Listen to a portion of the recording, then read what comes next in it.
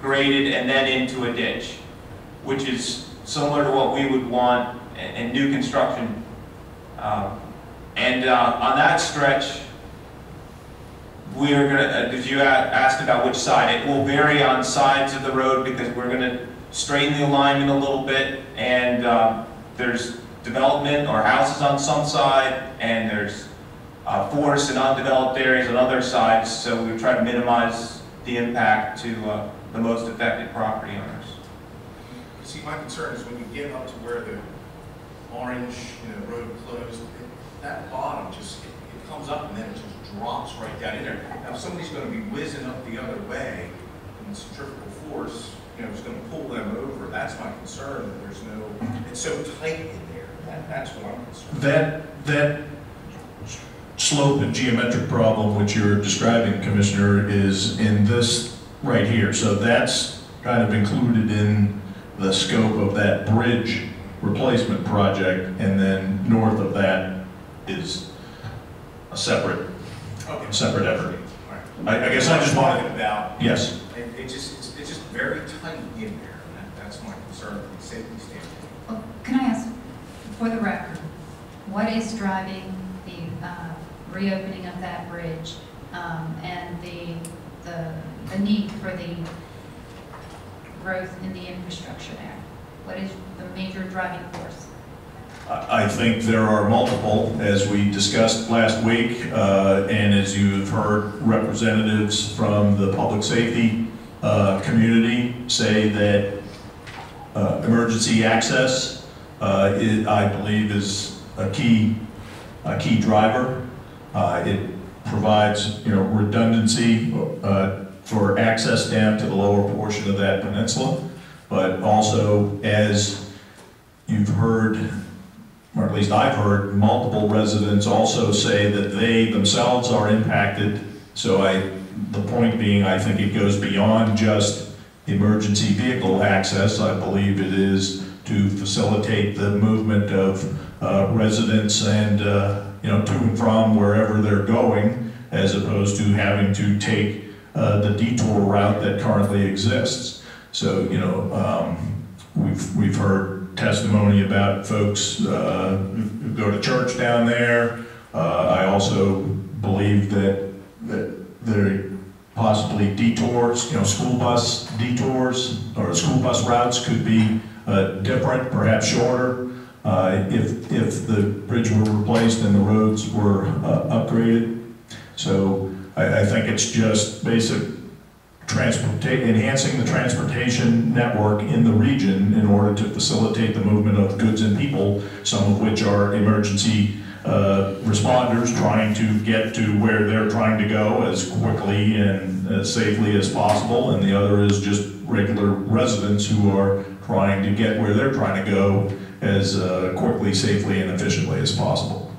So I'll ask once again, why is this area being prioritized over Rolling Mill and even Mill Lane? Mill Lane was taken off because of the huge cost cited, I don't quite agree with it, to the taxpayers. And all of those same issues were brought up.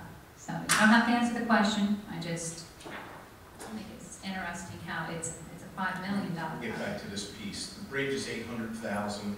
How much is the mile? The mile is estimated at $800,000. The bridge is over $2 million for construction costs. That's for the bridge plus the approach improvements. Okay, so the bridge is $2 million, the mile's $800,000. Yes, that's our current estimate. Okay, and then how about where the circle with the hatched area down where the intersection improvements?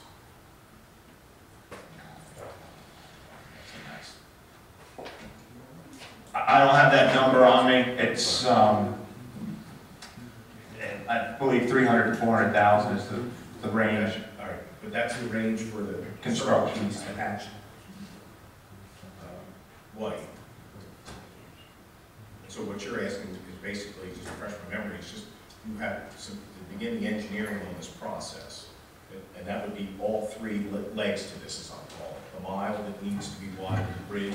No, the design, again, and perhaps I confused the issue by asking guidance on the other stuff. But the proximate issue that brought us before you last week was to ask, do you or do you not want us to proceed with the engineering for the intersection improvements, which are currently, the conceptual design is complete. That roughly translates to 10%.